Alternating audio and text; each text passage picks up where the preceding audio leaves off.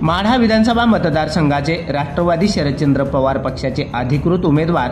अभिजित पाटील यांनी आज देगाव येथे आपला मतदानाचा हक्क बजावला।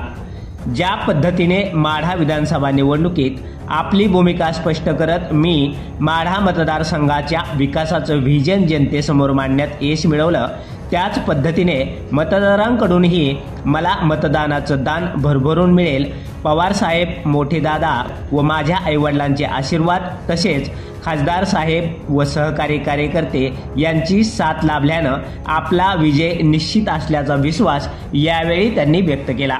रामदैवत, संध्याकाळी देवी आणि सर्व थोरा महापुरुषांचं दर्शन घेऊन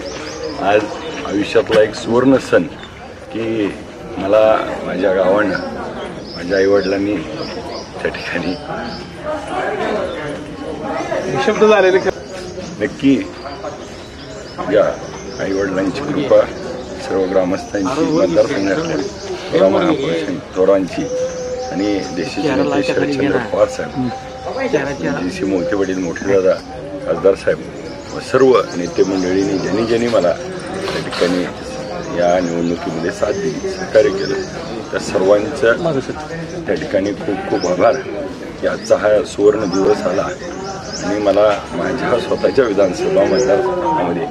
मी त्या ठिकाणी स्वतः उमेदवार आणि मी माझं मतदान केलं। मला खूप त्या ठिकाणी आनंद होतोय आणि नक्कीच ही दिलेली संधी मी भविष्यामध्ये लोकांची सेवा करण्यासाठी घालतो।